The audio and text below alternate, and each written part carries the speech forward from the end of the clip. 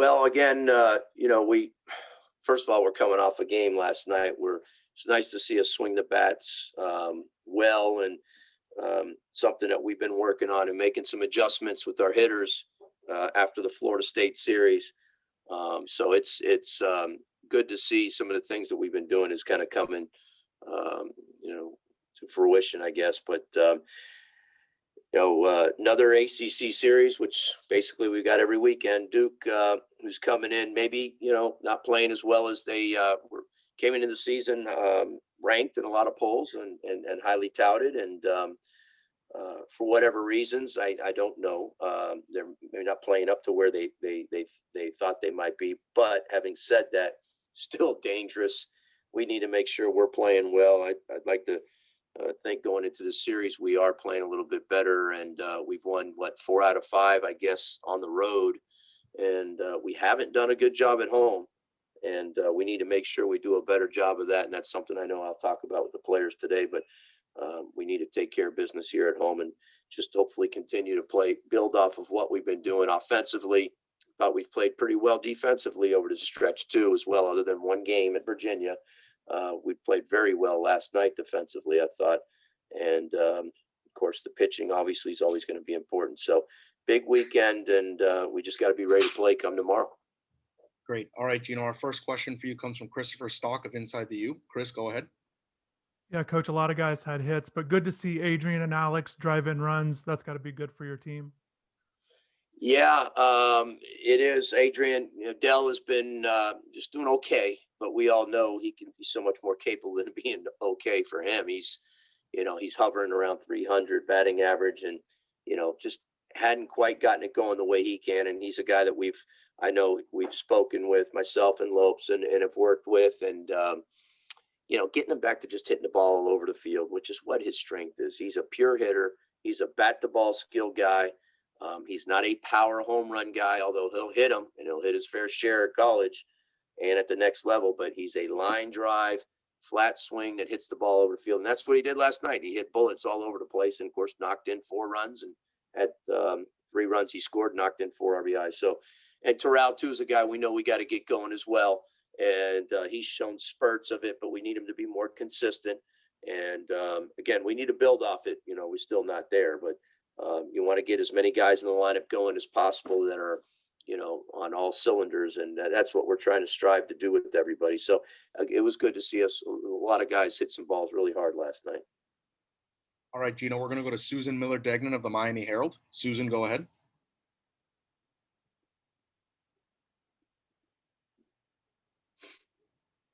Susan, you might be on mute.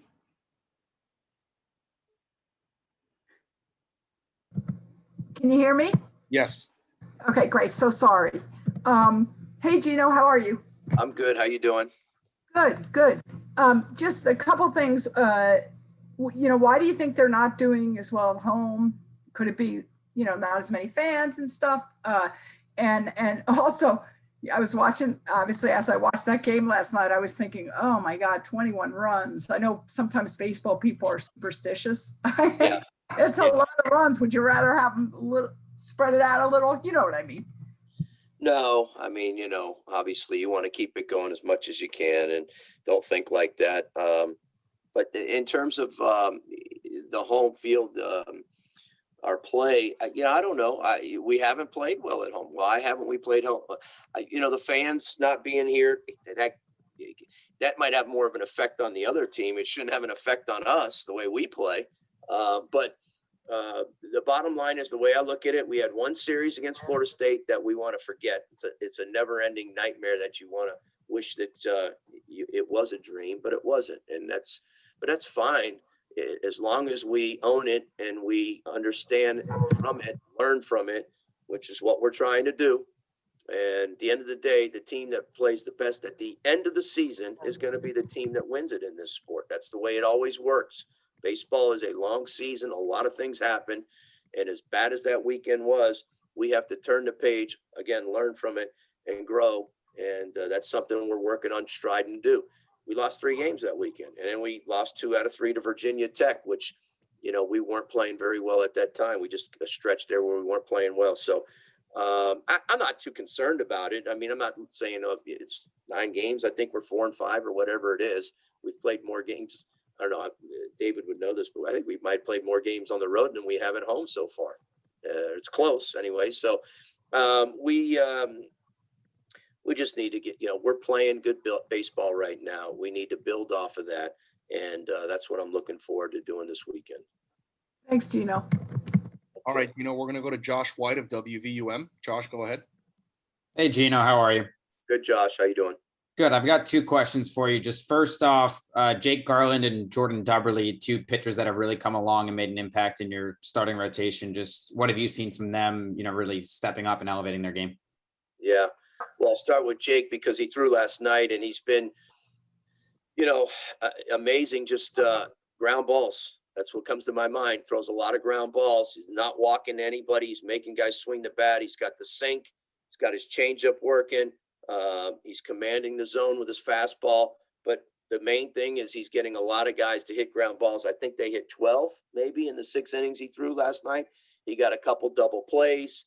And so, been very, very effective with him. I think really other than maybe 1 outing. I mean, he's been really, really good for us. And it helps too when you have that midweek guy that can throw deep into the game. And we've had some games where we scored a lot of runs and you don't have to use up too much of your bullpen for the weekend, and so we have everybody pretty much fresh. In terms of Dubberly, it's a guy that again, I think I've said this when we recruited him, he was a guy that we felt like could be I keep using Van Bell, but there are similarities to the guys in terms of their velocity, not overpowering, but can really command the fastball, has a good breaking ball, which Van Bell did, and has a good changeup, which Van Bell did, and is able to command it and throw it just out of the zone to get guys to chase. And that's what Jordan has done.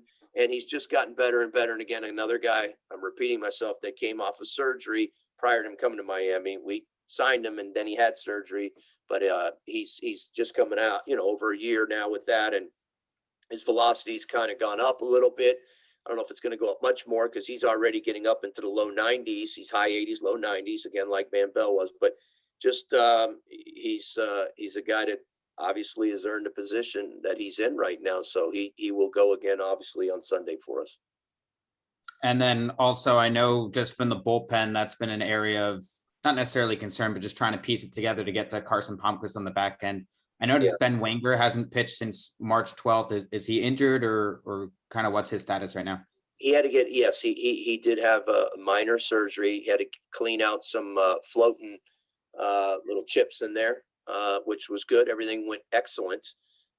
He was a little locked up. He didn't have good extension on his throwing arm. And that happens in our sport. That happens with a lot of guys, even position play. If you looked at every baseball's arm, there's something's going to be in there with the throwing motion. It's such a unusual motion for an athlete to do. But his got locked up where he didn't have much extension. So he went in and Dr. Kaplan was able to clean it out, and the surgery went excellent. He's actually way ahead in terms of his flexibility. His extension is really good. And so I can't give a timetable. I know, I think he just got his sutures pulled out yesterday or the day before. And so he'll see the doctors, and we're hoping we'll get him back soon, but it'll be at least another 3-4 weeks before we see anything from him. I think it'll be 2 weeks from the next Tuesday. Will be 2 weeks from his surgery. So it's going to take a little time, but not as much time as you might think. So we're hoping to get him back 4-6 weeks, somewhere in there, maybe the latter, probably. Awesome. Thank you.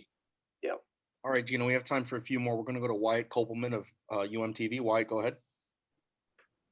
Yeah, Coach, I know you all were knocking the ball all over the place on the other side of Miami last night, but is there anything else you would say the team is stressing today in preparation for what you hope to be another series win this weekend?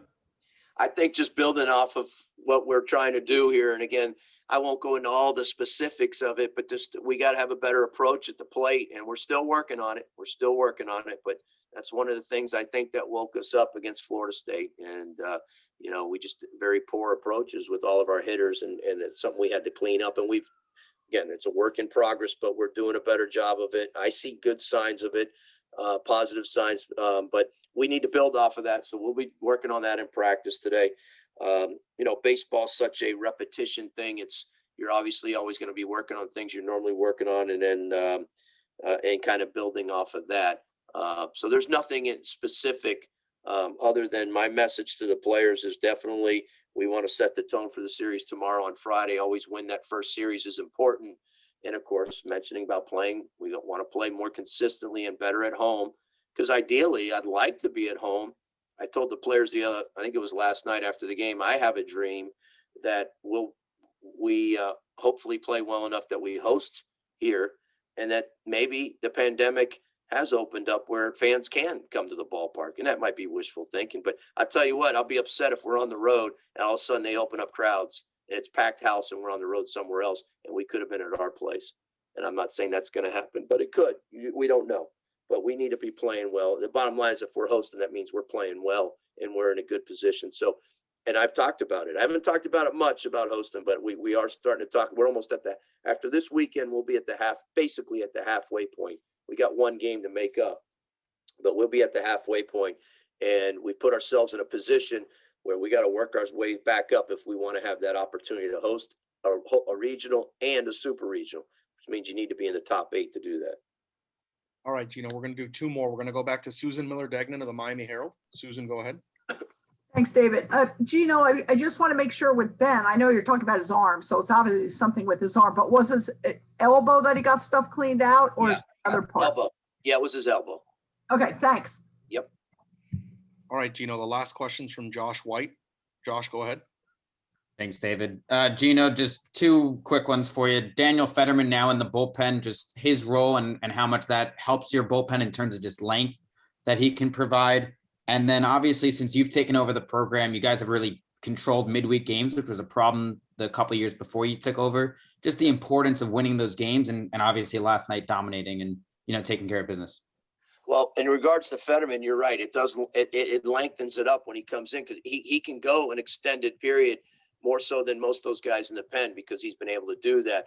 So his role will be that as such, where, you're looking at if a game we feel like we got a chance, close game, or we're in the lead, or even maybe just down a little bit, we might bring him in early. And again, like you saw, I think Virginia there, we kept him and let him extend, and he took it to the basically I think he went 4 innings, if I'm not mistaken, in the game that Dubberly threw. So he's a guy that's really going to help put some depth into the bullpen, and so that's going to certainly help us.